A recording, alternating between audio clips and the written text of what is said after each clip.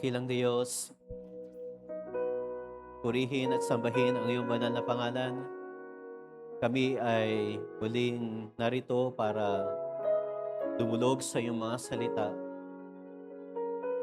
Isang privilege na iyong pinagkaloob sa bawat isa amin na habang kami ay naparito sa dakong ito, merong kagalakan, merong alab ang puso na hindi namin nakukuha sa kung anong pamang mga bagay, kundi sa pamamagitan ng iyong mga salita. At patuloy, Panginoon, ang dalangin ng bawat isa, ikatagpuin mo ang puso ng bawat isa sa amin. Ikaw ang nakakaalam ng lahat ng mga bagay at lahat ng ito ay dinadala namin sa iyong paanan.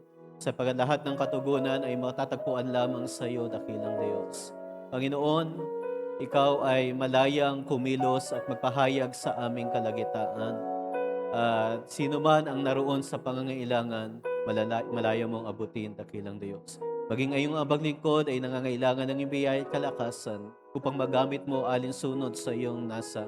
Sa pamamagitan ng iyong pahid, Panginoon, at kahit man ang lahat ay nangangailangan din ng ganitong bagay, ang aming mga mata, Panginoon, upang makakita ng iyong mga salita, ang aming mga pakinig upang makarinig ng iyong mga salita. At ang aming mga puso, Panginoon Diyos, ay patuloy mo rin langisan.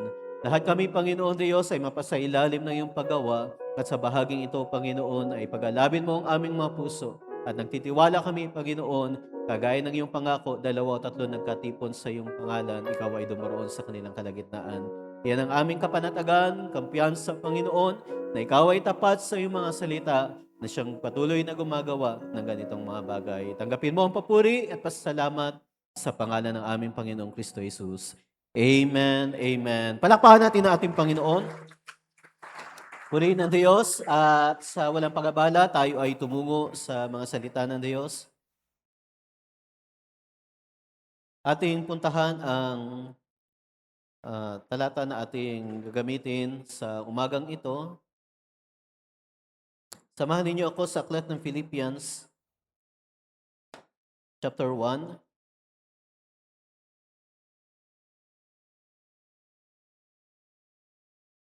Verse 21 ating basahin. For to me, to live is Christ, and to die is gain. But if I live in the flesh, this is the fruit of my labor. Yet what I shall choose, I want not. For I am in a strait between two, having a desire to depart and to be with Christ, which is far better. Nevertheless, to abide in the flesh is more needful for you. And having this confidence, I know that I shall abide and continue with you all for your furtherance and joy of faith, that your rejoicing may be more abundant in Jesus Christ for me by my coming to you again.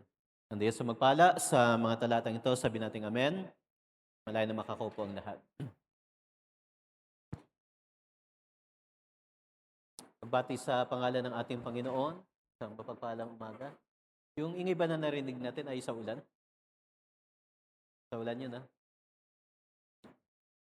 So, isang privilege ang makatayo sa inyong harapan at makapagbahagi ng mga salita ng Diyos sa bahaging ito ng exhortation. So, mamaya ating kapatid, Brother David, ang nakaschedule para sa preaching. So, salamat sa Diyos. Umaasa ko ng lahat ng mga kapatid ay ang excitement, ang expectation ay nasa mga salita ng Diyos. At habang tayo ay narito at dudulog sa kanyang mga salita, ay buksan natin ang ating mga puso sapagkat tanging ang Diyos ang siyang may kakayanan makatagpo upang ang bawat isa ay katagpuin.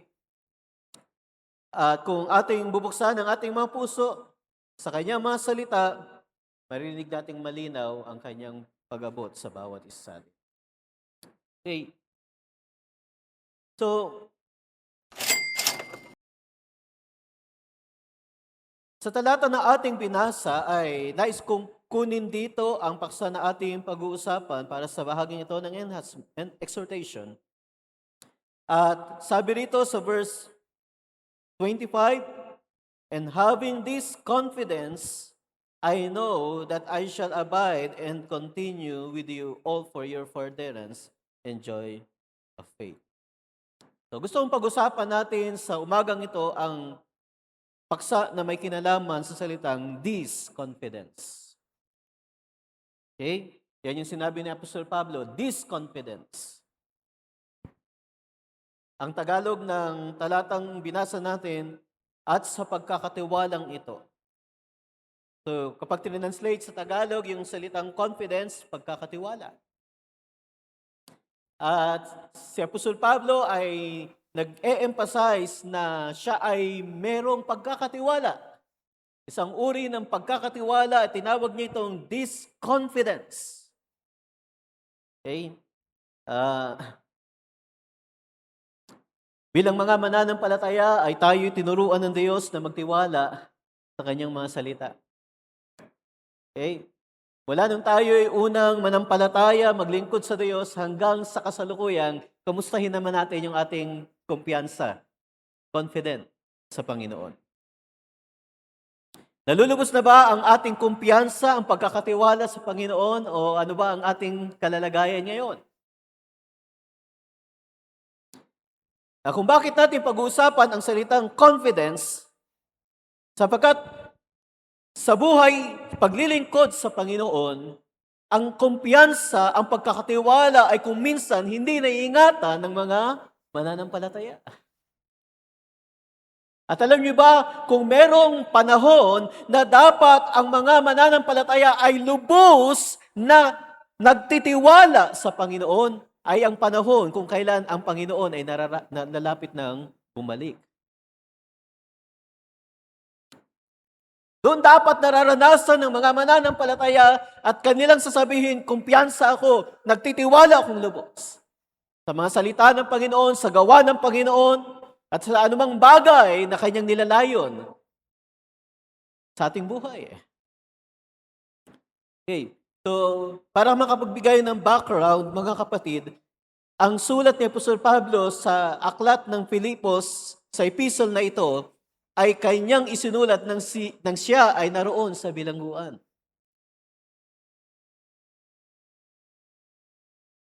Alam niyo mga kapatid, kung minsan ang kumpiyansa at kapanatagan o pagtitiwala ng isang mananampalataya nagbabago kapag nakakaranas siya ng hindi magandang kalalagayan sa buhay. Nakita niyo mga kapatid,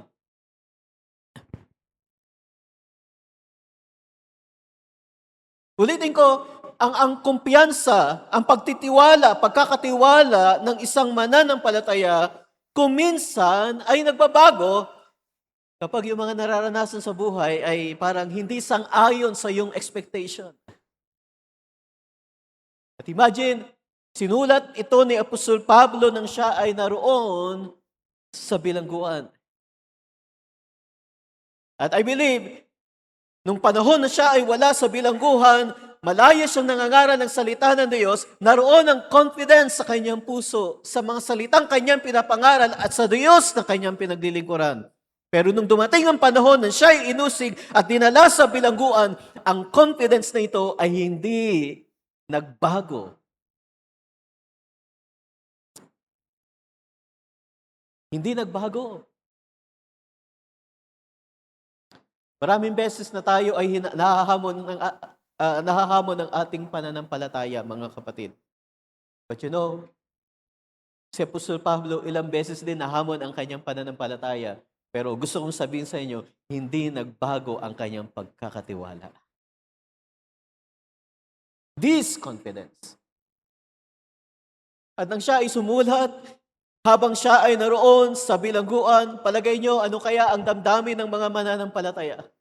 Yung kuminsan, ang ating kumpiyansa kuminsan, so may mga panahon na so hindi man maganda, minsan ang kumpiyansa ng mga mananampalataya ay naibibigay doon sa kapwa mananampalataya. Naibibigay doon sa mga manggagawa. Kaya kapag kasama ng mga mananampalataya ang manggagawa, kampante sila, confident sila. Alam niyo, may mga panahon na kami ay pumupunta sa province kasama ang ating pastor, Pastor Nonoy, na kinuha na ng Panginoon. Nung mga panahon ng mga kabataan, ah, alam niyo, ang kumpiyansa, ang confidence, gusto kong sabihin, hindi agad ito nabibuild. Kahit ikaw ay matagal na sa gawain, kahit ikaw ay lumaki sa sambayan ng mananampalataya, hindi po agad-agad ang confidence ay nabibuild. Kaya nga may mga panahon na pumunta kami doon sa province, sumasakay ng eroplano. Minsan, sino ba dito yung mga mananampalataya na takot sumakay ng eroplano? Okay, takot sumakay ng barko, lalo na kapag malakas yung alon. Kapag nandoon, may times na aking naramdaman, so aminado ako, sapagkat hindi bigla ang nabibuild ang confidence. May panahon na hinuhubog ka ng Panginoon at unti-unti hanggang sa marating mo ang kumpiyansa na hinahanap ng Diyos sa iyo bilang isang mananampalataya. Kaya kapag nakasakay ng eroplano, kinakabahan ka, ano kaya mangyayari kapag ganito, baka yung eroplano, bumagsak. Pero kapag iniisip mo, kasama ko si Pastor Nonoy, okay. Diba? Kuminsan ang kumpiyansa naroon sa mga manggagawa. Kaya kapag ikaw ay pinapunta ng mga manggagawa ng iyong pastor doon sa lugar na kinakailangan mo mangaral ng salita ng Diyos, tatanong ka, sino kasama ko? Pag wala kang sasabihin, yung kasama mo, hindi makakapunta kasi may dahilan. Si ganito naman, hindi makapunta kasi may importanteng bagay, kaya ikaw lang mag-isa.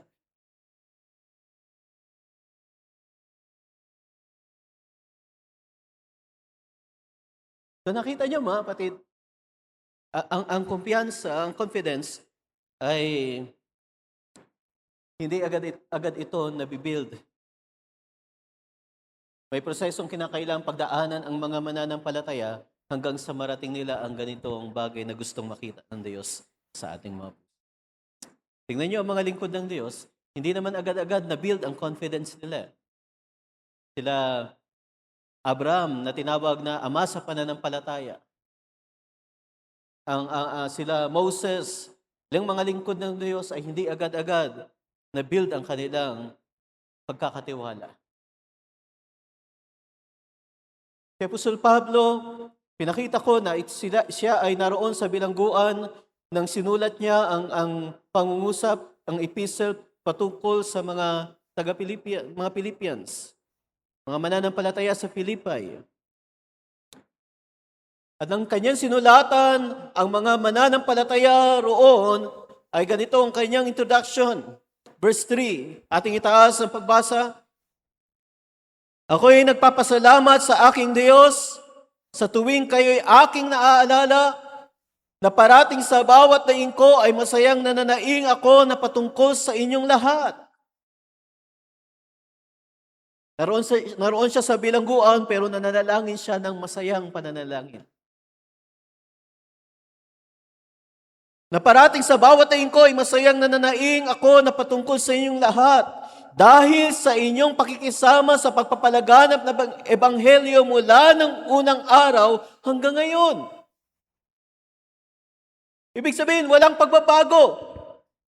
Ang kanilang pakikisama sa pagpapalaganap ng ebanghelyo ay hindi nagbago anuman ang makita nilang nararanasan ng mga lingkod ng Diyos. Nasa bilangguan o wala sa bilangguan si Apostol Pablo, sila'y bahagi ng pangangaral ng salita ng Diyos. So yun yung pangungusap ni Apostol Pablo mula ng unang araw hanggang ngayon. Verse 6, na ako'y may lubos na pagkakatiwala sa bagay na ito.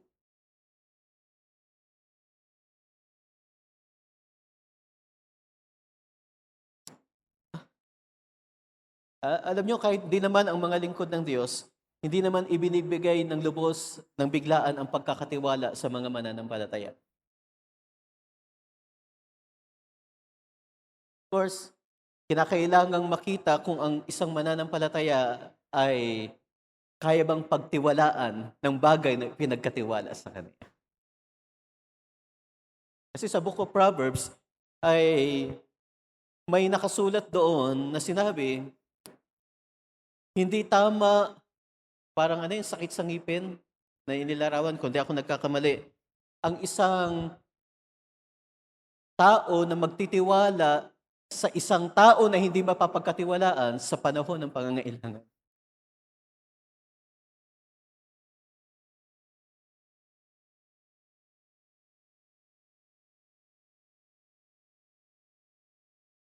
Kaya mga kapatid, ah,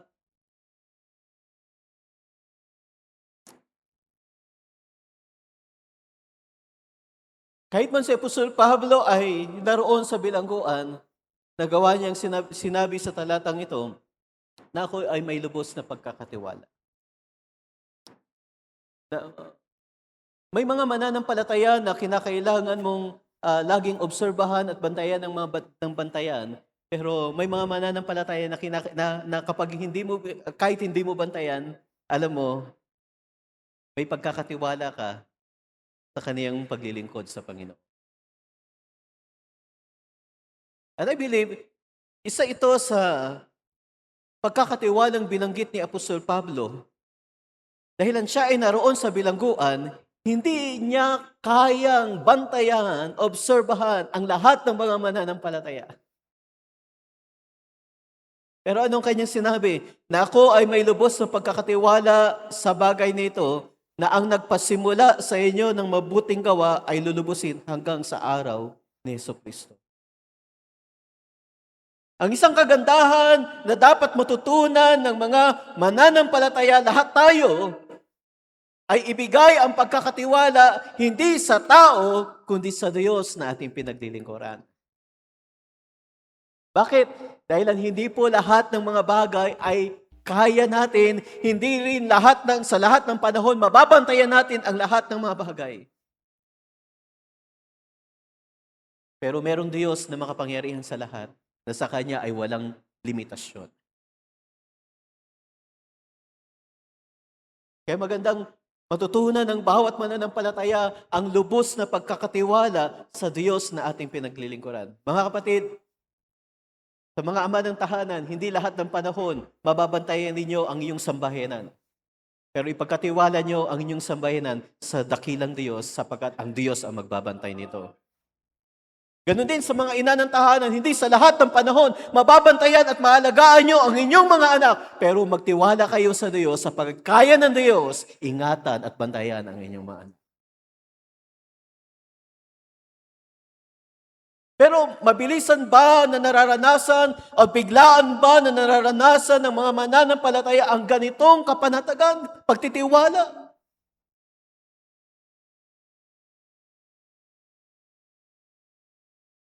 So, hindi po sa lahat ng panahon biglaan yan.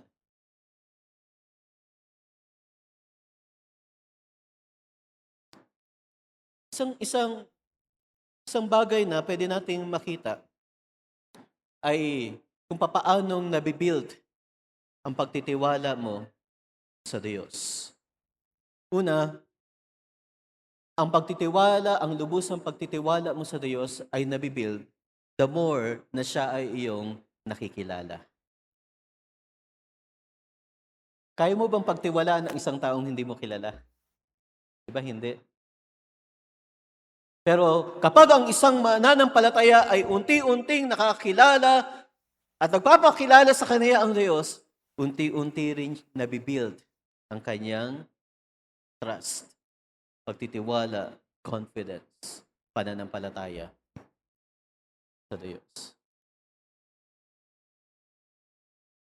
Naalala niyo ang tatlong magkakaibigan, si Shadrach, Meshach, at Abednego, ay dumaan sa matinding pagsubok ng kanilang pananampalataya.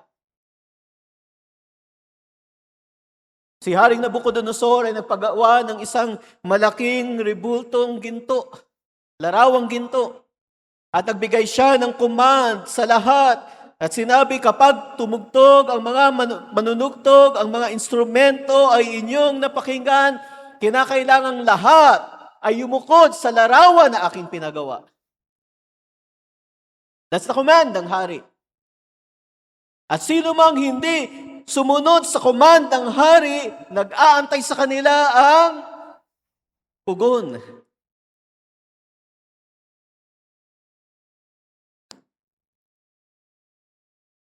So, anong ginawa ng hari? Nagpatugtog ng mga instrumento at narinig ang narinig ng mga tao sa panahon ngayon at lahat ng mga tao na nakarinig ay yumukod at sumamba sa larawang ginto na pinagawa ng hari. Pero kapag, 'di ba, kapag yumukod ang lahat, makikita mo kung sino yung hindi mga yumukod. Yung tatlong magkakaibigan, hindi sila yumukod. Pinatawag sila at dinala sa hari. Sabi ng hari, totoo ba yung aking nabalitaan? Hindi kayo yumukod sa larawan na aking pinagawa? Hindi naman sila nagsinungaling, umamin sila. Alam niyo yung may kumpiyansa, at di mo kinakailangan magsinungaling. Diba? Ang isang panatag at isang nagtitiwalang lubos sa Diyos ng kanyang pinaglilingkuran, hindi mo kinakailangan magdahilan, hindi mo kinakailangan mga tuwiran, hindi mo kinakailangan magsinungaling, tayuan mo kung ano yung sinasampalatayanan at ang Diyos na ang bahala. Pero hindi man natin alam kung ano ang background ng tatlong magkakaibigang ito, pero I believe ang confidence na kanilang naranasan ay nahubog, na-build ng ilang mga panahon at ilang mga karanasan. Sabi ng hari, o sige, bibigyan namin kayo ng isa pang pagkakataon. Papatugtugin ang lahat ng mga instrumento at kinakailangan niyong yumukod. Pero kung hindi kayo yumukod, may naghihintay sa inyong pugon na nag-aalap. So, nung ginawa sa tatlong magkakaibigan, tinakot. Pero gusto kong sabihin, ang isang nagtitiwala sa Panginoon, hindi kayang takutin ng anumang mga bagay. Kapag tinakot na, kung minsan, doon sinusubok yung ating pagtitiwala sa Diyos eh. Minsan, kumpiyansa ka, nagtitiwala ako sa Diyos, anumang mga bagay ang ating naranasan. Pero nung ikaw ay takutin na ng kaaway sa papaanong paraan.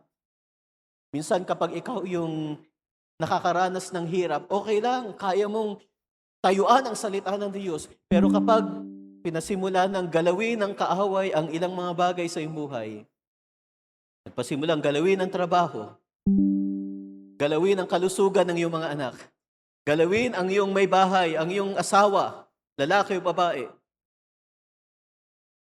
doon ako minsan parang inuuga o niyayanig ang ating confidence sa Diyos. Bakit? Alam nyo, iba kasi kapag mga anak na ang nakaranas eh. Alam niyo yung mga nakikita niyong mga ama ng tahanan na matitipuno, malalakas ang boses, matitibay ang pananindigan, kuminsan, nasusubok yan kapag yung mga anak na yung ginalaw eh. So, yung nakaranas. Kaya nga, kahit gaano ka matipuno ang isang lalaking mananampalataya, pero kapag nangailangan siya ng tulong sa Diyos, napapaluha na yan. Bakit? Dahil alam niya, aminado siya na hindi lahat ng bagay ay kaya niya. Ang tatlong magkakaibigan ay tinakot ni Haring Nabucodonosor na kung hindi sila yuyukod sa larawang inanyuan, larawang pinagawa, ay merong pugon ng apoy na nag-aantay sa kanila. Pero alam niyo ang confession ng tatlong magkakaibigang ito? O hari, hindi na po kailangan. O hari, hindi na po kailangan. Dahilan, kahit patugtugin mo pa ang instrumento, hindi kami yuyukod sa larawang inanyuan. At talagang nag-aalab sa galit ang hari. Inutusan ng madalian ang pagpapainit sa apoy. Alam niyo ba kung sino yung namatay? Yung nagpainit pa ng apoy. Dahilan sa mabilisang utos ng hari. Bakit?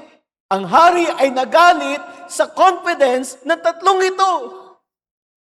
Kaya kung gusto nyo galitin ng kaaway, tumayo kayo sa salita ng Diyos at ang kaaway ay talagang maiinis yan. Pero kung gusto nyo bigyan ng katuwaan at kasiyahan ng kaaway, huwag kayong tumayo sa salita ng Diyos. Matutuwa ang kaaway. Pipili ka lang, sino yung bibigyan mo ng kasiyahan? Ang kaaway o ang Diyos? Dahil sa galit ng hari, pinainit ng mabilisan ang pugon at anong sinabi sa tatlong magkakaibigan ito, naghahantay sa kanila ang kamatayan. Anong sabi ng hari? Sinong Diyos ang makapagliligtas sa inyo sa pugon ng apoy?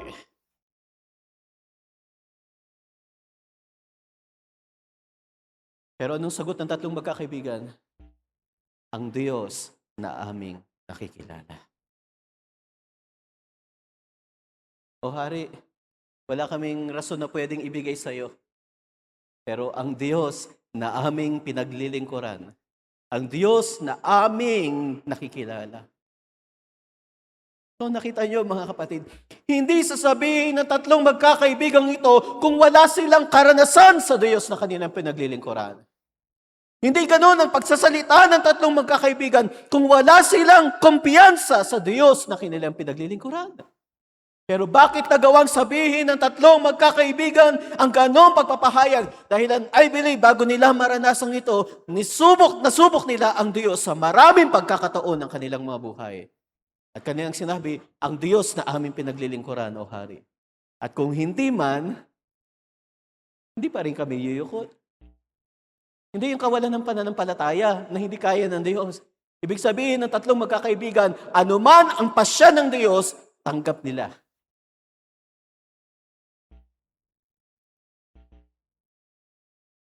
Nakubog na kasi yung kanilang confidence eh. Ano man ang mangyari, tanggap nila kung ano ang gagawin ng Diyos. Pero alam nyo mga kapatid, tanggap man ng tatlong magkakaibigan ito kung ano ang kanilang mararanasan at pwedeng maranasan. Pero ang Diyos na ating pinaglilingkuran, nakahanda sa lahat ng panahon. Si Barbara merong in-expound yung ganung bagay eh. May ginawa siyang pagdadramatize kung hindi ako nagkakamali. Sa kanyang pagdadramatize nakita kanyang pinakita na yung tatlong magkakaibigan ihahagis na sa pugon ng apoy doon sa langit. Naroon yung mga anghel, malalakas ang loob. Nandun si Angel Gabriel, Angel Michael. Kaya sinabi at nagpapaalam sa Diyos, Panginoon, payagan mo kaming saklolohan yung tatlong magkakaibigan na ito.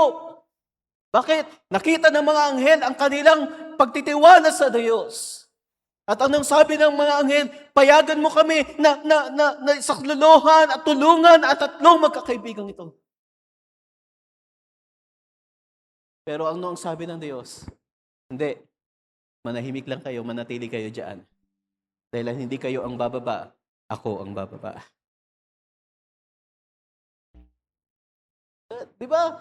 Nung nakita ni Haring Nabucodonosor yung tatlong hinagis doon sa pugon, ilan ba yung binilang niya? Teka, 1, 2, 3. Di ba 3 lang yung hinagis natin? Bakit may pang-4? At nung dinescribe yung pang-4, kagaya ng anak ng tao.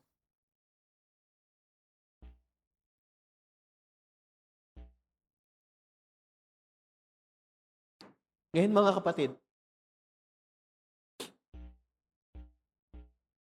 kamusta na ang kumpiyansa natin sa mga salita ng Diyos? Kumpiyansa natin sa Panginoon. Paigli lang pala yung exhortation. 4 minutes na lang eh. So marami akong hindi napuntahan. So, but I believe na hindi ko man madaanan ang lahat ng mga bagay, ako ay may kumpiyansa, ako ay may pagkakatiwala sa Panginoon. Na hindi ko man kayang ibigay ang lahat ng mga bagay sa panahon ng pag-exhort, pero kaya ng Diyos ipagkaloob ang mga bagay na hindi ko kaya. No, tapusin ko na lamang ang itong Philippians. Nasa bilangguan si Apostol Pablo. Pero ano ang naranasan ng mga mananampalataya? Italo natin dito sa sa verse 12. Ngayon, ibig ko na inyong malaman ang mga kapatid, na ang mga bagay na nangyari sa akin ay nangyari sa lalong ikasusulong ng Ebanghelyo. Ano pat ang aking mga tanikala kay Kristo ay nahayag sa lahat ng mga bantay ng Pretorio at sa mga iba't iba pa. At ang karamihan sa mga kapatid sa Panginoon na palibhasa ay may pagkakatiwala sa aking mga tanikala ay lalong nagkaroon ng tapang upang salitaing walang takot ang salita ng Diyos. So sa English, basahin natin yung talatang yan, verse 14. And many of the brethren in the Lord, waxing confident by my bonds. O mga kapatid, yung pagkabilanggo ni Apostol Pablo, hindi ito nakapigil sa mga mananampalataya sa kanilang pagkasulong, hindi nakapigil sa Ebanghelyo sa pagkasulong, kundi ang tanikala na naranasan ni Apostol Pablo, nagkaroon ng malaking impact sa mga mananampalataya at nabuild ang kanilang kumpiyansa at confidence.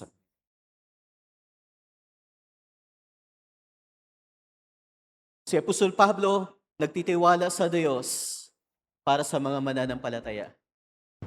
Ang mga mananampalataya, nagtitiwala sa Diyos para kay Apostol Pablo. Dahil bagamat nandun siya sa bilangguan, alam ng mga mananampalataya na hawak ng Diyos ang buhay ni Apostol Pablo. Ba? Mga manggagawa, yung si Apostol Pablo nagtitiwala sa Diyos. Sabi niya, ako'y may lubos na pagkakatiwala. Kanino? Sa Diyos. Na anumang mabuting bagay na pinasimulan niya sa inyong mga buhay, ay kaya niyang tapusin. At ang mga mananampalataya, may kapanatagan, may pagtitiwala sa Diyos para kay Apostol Pablo. Hindi man nila kasamang lingkod ng Diyos, pero panatag sila. Alam ng Diyos ang kanyang ginagawa. Kaya nga ang sulat dito, sa talata na ating binasa, anong sabi ni Apostol Pablo? For to me, verse 21, sa ating pagtatapos, sapagkat sa ganang akin ang mabuhay si Kristo at ang mamatay ay pakinabang. Handa si Apostol Pablo, ano man ang bagay ang kanyang sapitin. Pero alam niya, sabi niya dito, ngunit kung ang mabuhay sa laman ay siya kong palad, ay magiging mabungang pagpapagal. Naaywan ko kung ano ang aking pipiliin. Sapagkat ako'y nagipit sa makabila, akong may nasang umalis at sumakay Kristo sapagkat ito'y lalong mabuti. So kung siya ang papapiliin, mas gusto niya nang umuwi sa Panginoon. At sinabi niya na ito ay mabuti. Gayunmay, ang manatili sa laman ay siyang lalong kinakailangang dahil sa ito. Alam ni Apostol Pablo na hindi pa ito ang oras ng kanyang pag-uwi sa Panginoon. Paano niya nalaman? Kumpiyansa kasi siya sa Panginoon. Nandun ang kanyang confidence. Actually, ilang beses ba nabilanggo si Apostol Pablo? 2? Hindi ako nagkakamali. Sinulat niya ang kanyang sulat dito sa mga taga-Philippians sa unang kanyang pagkabilanggo. At siya ay nakalaya. At nang siya ay makalaya, nagpatuloy siya sa pangangaral ng salita ng Diyos. Pero yung sunod na kanyang pagkabilanggo, yun ay yung sulat niya nang sinulatan niya si Timothy. At siya ay nagpapaalam na. Kaya kung babasahin ninyo ang sulat ni Apostol Pablo, panatag siya na hindi pa ito ang oras ng pag-uwi niya sa Panginoon. Alam niya na kinakailangan niya pang mabuhay para sa mga mananampalataya. Sino may pasya niyan? Hindi siya, kundi ang Diyos na may kalooban ng ganitong bagay.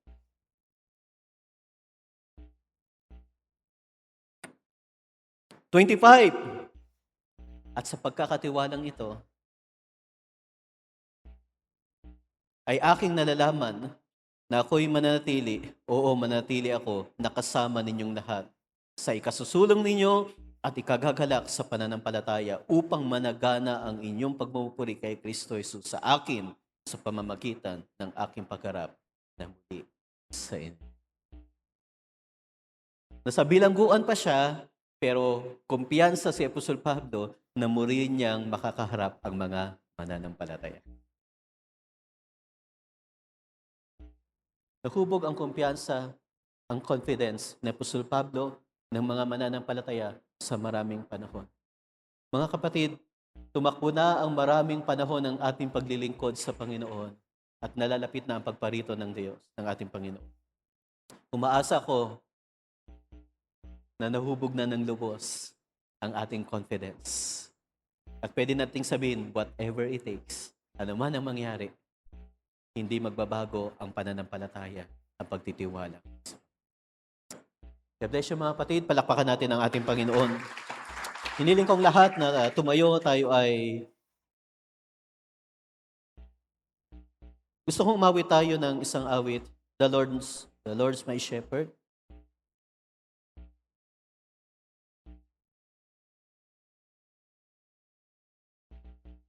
Ito ay hango sa pang-uusap o awit ni Haring David, Psalms chapter 23. The Lord is my shepherd, I shall not want. Let's sing that song.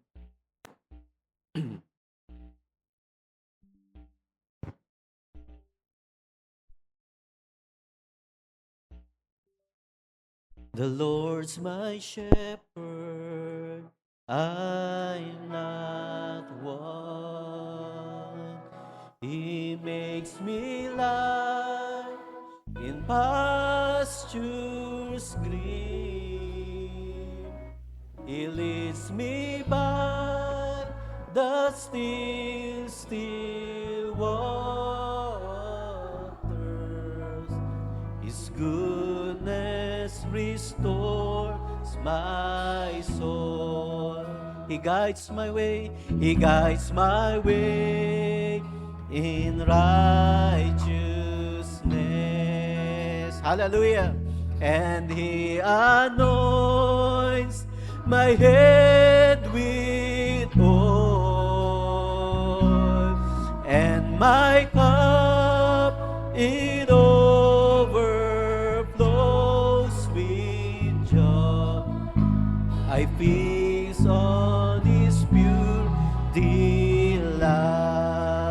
And though I walk the darkest path, I will not fear. Amen. The evil one, for you are with me, and your rod and staff are comfort I need to know. And I will trust in you alone. Lahat ng nagtitiwala sa Panginoon, umawit, I will trust in you alone. Hallelujah. And I will trust in you alone. God bless you, Brother George. Less mercy follows me.